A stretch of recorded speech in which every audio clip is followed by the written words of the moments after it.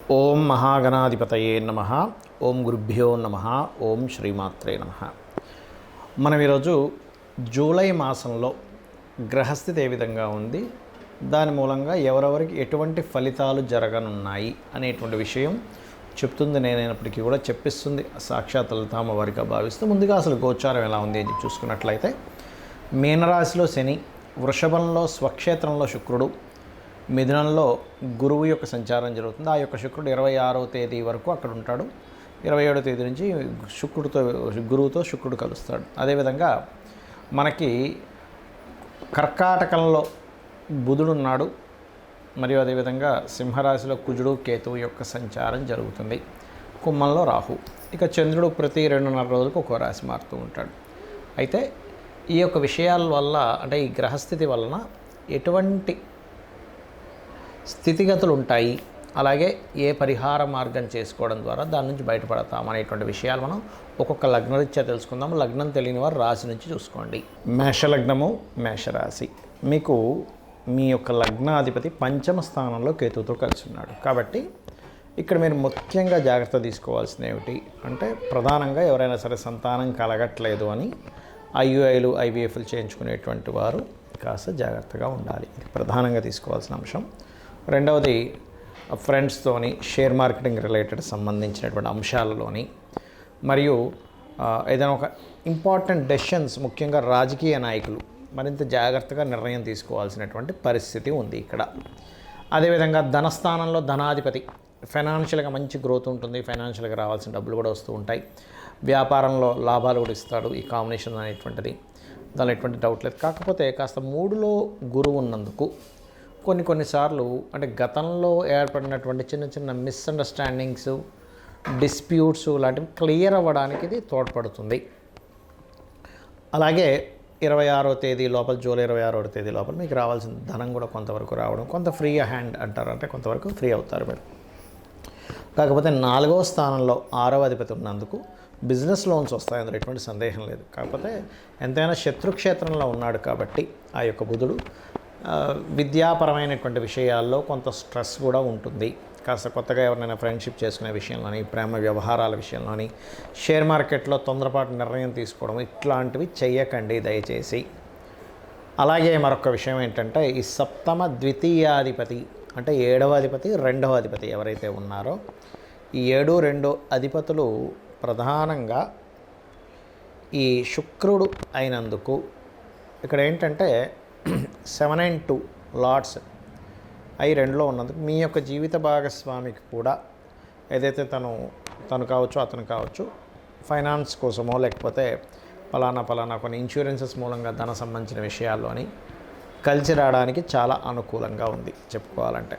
ఇక మీరు నిత్యము చేయవలసిన దేవతారాధన కానివ్వండి, ఉద్యోగ సంబంధించినటువంటి విషయాల్లో కానివ్వండి చూసుకున్నట్లయితే, ఇక్కడ ఉద్యోగ వ్యవహారాలకు సంబంధించిన విషయంలో కొంత తొందరపాటు నిర్ణయాలు పనికిరావు అనేటువంటిది చూపిస్తుంది. బికాజ్ ఆఫ్ ఇక్కడ మీకు చూసుకున్నట్లయితే దశమాధిపతి లాభంలో ఉన్నాడు, మంచిది, అందులో ఎటువంటి సందేహం లేదు. కానీ ఆ లాభంలో ఉన్నటువంటి దశమాధిపతి ఇక్కడ శుక్రుని చూస్తున్నందుకు కొంతవరకు హైప్ కూడా ఇస్తాడు ఉద్యోగంలో. కానీ కొన్నిసార్లు ఈ 12వ స్థానంలో ఎంతైనా ఎల్నాడ్సిన అయినందుకు కొంత వ్యాపారాల విషయంలో, ప్రధానంగా వ్యాపారం విషయంలో కొన్ని తొందరపాటు నిర్ణయాలు తీసుకునేటువంటి ఛాన్సెస్ కనిపిస్తుంది. ఉద్యోగం విషయంలో పెద్ద ఇబ్బంది ఏమి ఉండదు, కానీ వ్యాపారం చేసే విషయంలో ఎవరో ఏదో బాగా లాభాలు వస్తాయని అందులో డబ్బులు పెట్టేసి అక్కడ స్ట్రక్ అవ్వడం అనేటువంటిది ఉంది. కాబట్టి ఎప్పుడైనా ఏలినాటి 12వ స్థానంలో శని సంచారం జరిగేటప్పుడు ఇన్వెస్ట్మెంట్స్ విషయంలో కాస్త జాగ్రత్తగా ఉన్నట్లయితే అన్ని విధాలా బాగుంటుంది. నవగ్రహాల్లో కుజకేతు గ్రహాల దగ్గర దీపారాధన చేయండి. సూర్య భగవాను చూస్తూ, సూర్యుడికి అర్ఘ్యం వదులుతూ సుబ్రహ్మణ్యేశ్వర స్వామిని, గణపతిని ఆరాధన చేయండి. గోవులకి క్యారెట్స్ మరియు గ్రాసము తినిపించండి. అన్ని విధాలా మీకు బాగుంటుంది. నన్ను చాలామంది అడుగుతున్నటువంటి కొన్ని ప్రశ్నలకి ఇప్పుడు ఈ వీడియోలో నేను మీకు చెప్తాను. చాలామంది ఏంటంటే నన్ను అడుగుతున్నటువంటిది, అసలు ఒక జన్మజాతకం తీసుకున్నప్పుడు అందులో అస్సలు మహాదశ కానివ్వండి, యోగాలు కానివ్వండి సరిగ్గా లేక చాలా దారుణమైనటువంటి స్థితిలో ఉన్నప్పుడు కూడా మనం బయటపడవచ్చా అన్నది చాలామంది అడిగారు. నేను ఒకటే గుర్తుపెట్టుకోండి, మొట్టమొదటిగా మనం అర్థం చేసుకోవాల్సింది ఏంటంటే, గ్రహాలు మిమ్మల్ని దారుణమైన స్థితిలోకి తీసుకెళ్ళట్లే. మీ యొక్క పూర్వజన్మ కర్మే మిమ్మల్ని ఈ దారుణమైన స్థితిలో తీసుకొచ్చింది.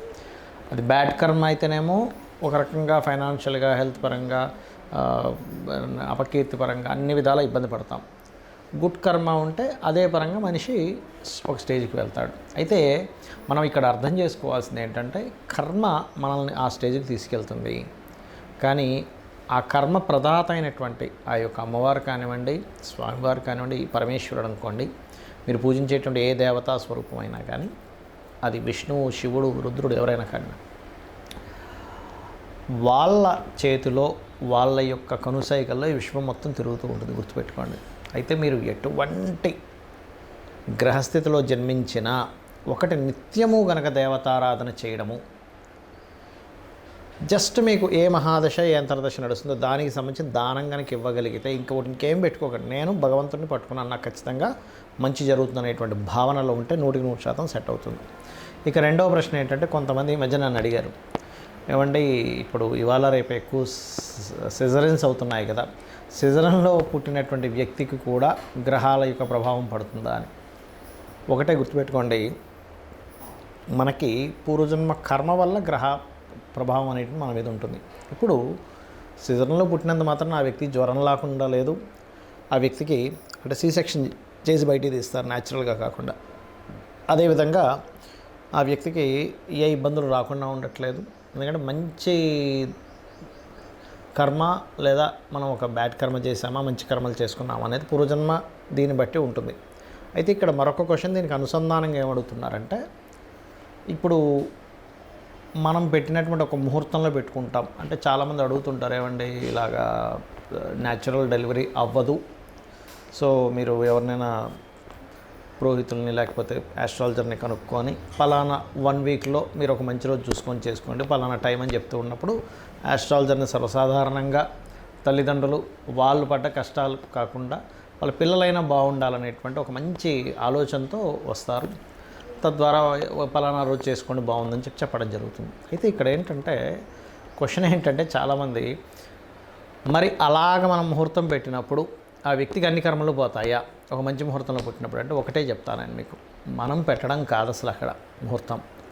ఆ జీవుడు అక్కడ పుట్టాలని రాసి పెట్టుంటే ఈ యొక్క ఆస్ట్రాలజర్కి కావచ్చు లేదా పంతులు గారికి ఎవరికైనా మన టెంపుల్స్లో ఉండే పురోహితులు ఎవరైనా పలానా రోజు చేసుకోండి అని చెప్పినప్పుడు వాళ్ళ ఆ జాతకుడు మంచి పుణ్యకర్మలు చేసుకుని ఉంటే ఖచ్చితంగా ఆ టైంకి పుట్టేస్తాడు వీళ్ళు పెట్టిన ముహూర్తానికి.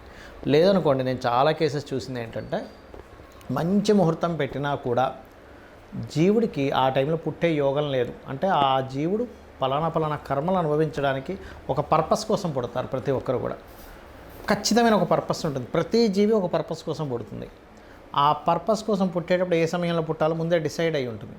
మనము పలానా ఉదాహరణకి ఇప్పుడు ఇది జూన్ మాసం నడుస్తుంది అనుకుందాం, జూలై 10వ తేదీయో పెట్టాం, కానీ వాళ్ళు జూలై 9వ తేదీ తల్లికి కాస్త పెయిన్స్ స్టార్ట్ అయిపోయి ఇమీడియట్లీ హాస్పిటల్లో తీసుకెళ్ళి జాయిన్ చేసేసి డెలివరీ చేసేస్తారు, ఆపరేషన్ చేసేస్తారు. ఎందుకంటే పెయిన్స్తో ఉన్నప్పుడు 10వ తేదీ దాకా ఆఖరిగా 9వ తేదీ వస్తే ఆ రకంగా జరుగుతుంది, గుర్తుపెట్టుకోండి. కానీ సర్జరీ చేసినప్పుడు పుట్టినా అంటే C-సెక్షన్లో పుట్టినా న్యాచురల్గా డెలివరీ అయినా ముందే ఫిక్స్డ్.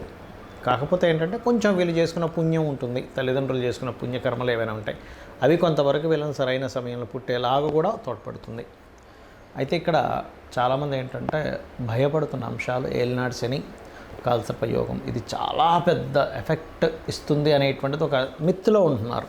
ఒకటి గుర్తుపెట్టుకోండి, నేను చాలా వీడియోలు చెప్పాను, మళ్ళీ చెప్తున్నా, 180 మంది ప్రెసిడెంట్ల జాతకాలు నెట్లో నేను సెర్చ్ చేసి చూశాను. అందులో 90% ఆఫ్ ఈ యొక్క ప్రెసిడెంట్లకి కాలసర్ప యోగం ఉంది. అంటే ఒక్కసారి మనం ఆలోచించినట్లయితే, మరి వాళ్ళు ప్రెసిడెంట్లు అయ్యారే కాలసర్ప యోగం ఉన్నప్పుడు మనం ఎందుకు మన జీవితం ఏదో పాడైపోతుందని ఆలోచిస్తున్నాము అనే ఒక్క చిన్న లాజిక్ పాయింట్ మీరు అర్థం చేసుకుంటే సెట్ అవుతుంది. అంటే ఎందుకు అంటే వాళ్ళ పర్సనల్ చార్ట్స్లో ఓ దేశానికి నాయకుడు అయ్యే యోగం ఉంది. కొంతమందికి కాలసర్ప యోగం ఉన్నప్పుడు మంచి డాక్టర్స్ అయ్యారు, మంచి లాయర్లు అయ్యారు, IASలు IPSలు కూడా ఉన్నారండి. ఇంకా చెప్పాలంటే అంటే ఏమిటి అంటే వాళ్ళ కాలసర్ప యోగం కేవలం మనకు శాస్త్రంలో చెప్పింది ఏమిటి అంటే, మీకు చాలా స్పష్టంగా నేను చెప్పబోయేది ఒకటే, కేవలం ఇది దేశకాల పరిస్థితులకు మాత్రమే కాలసర్ప యోగాన్ని చూడాలి, జన్మజాతకానికి అసలు అప్లై చేయకూడదు. గుర్తుపెట్టుకోండి. ఏమండి లేదండి నాకు దానివల్ల అవుతుంది, అదంతా మీ మిత్ అని చెప్తాను నేను. ఖచ్చితంగా మీ యొక్క నెగటివ్ థింకింగ్ వల్ల అలా అనిపిస్తుంది, దీనివల్లే అవుతుందేమో దీనివల్లే అవుతుందేమో అని. కానీ వేరే వేరే కారణాలు ఉంటాయి. సంపాదించలేకపోతున్నాము, సెకండ్ లార్డ్ ఎక్కడో ఇబ్బంది పడి ఉంటాడు, ఉద్యోగం రావట్లేదండి కాల్సప యోగం వల్ల. మీ 10th లార్డ్ చూడండి ఫస్ట్, మీ 10వ అధిపతి ఏమిటి, ఎలా ఉంటుందంటే అన్నిటికీ కూడా తలనొప్పి వచ్చిన కాళ్ళకి ఆయిల్ రాసుకున్నట్టుగా ఉంటుంది పరిస్థితి. కాబట్టి అలా కాదు. 10వ అధిపతి ఏమిటి, వివాహం అవ్వట్లేదు కాల్సప యోగం అనుకుంటారు, కాదు. మీ 7వ అధిపతి ఎలా ఉన్నాడు, వివాహ జీవితంలో గొడవలు అయిపోతున్నాయి, విడాకులు అయిపోతున్నాయి. 12వ అధిపతి ఎలా ఉన్నాడో చూడండి. ఆరోగ్యం బాగాలేదు, 4, 5, 6 అధిపతులు ఎలా ఉన్నారో చూడాలి. ఇలా ఒక్కొక్క దానికి పర్టికులర్గా శాస్త్రంలో కొన్ని ఫార్ములాస్, కొన్ని భావాలు చెప్పబడింది. అలాగే ఏలినాడు శని విషయంలో కూడా మీరు గుర్తుపెట్టుకోండి, ఎప్పుడు కూడా శని అనగానే వెంటనే మనం నెగిటివ్గా వెళ్ళిపోయి నాకేం కలిసి రాదు, నేను ఏం చేసినా కలిసి రాదు, అది కాదు. కర్మకారకుడు, కర్మప్రదాత, ఆయనకి ఒక పోర్ట్ఫోలియో ఇవ్వడం జరిగింది. మీ మంచి చెడు కూడా ఆయన ఇస్తాడు. కాబట్టి ఏమిటి, ఏలినాడు శనులు అర్ధాష్టమశనులు అష్టమశనులు నడిచేటప్పుడు ఎక్కువ నిద్రపోవడం చేయకూడదు, యాక్టివ్గా ఉండాలి, ఎక్సర్సైజ్ చేస్తుండాలి, ఎప్పుడు ఏదో పనిలో ఉంటుండాలి, శ్రమిస్తుండాలి. శ్రమకారకుడు కాబట్టి మనకి ఇబ్బంది కలగకుండా ఉంటుంది. దాంతోపాటు మీకు దగ్గరలో ఏదైనా ఆలయం ఉన్నట్లయితే ప్రత్యేకంగా స్కందుడి ఆలయము లేదా గణపతి ఆలయము లేదా అమ్మవారి ఆలయం, ముఖ్యంగా హనుమాన్ ఆలయం కనుక మీరు రెగ్యులర్గా వెళ్తున్నట్లయితే ఏలినాడు శని ప్రభావం కంప్లీట్గా పాజిటివ్గా పనిచేస్తుంది మీకు.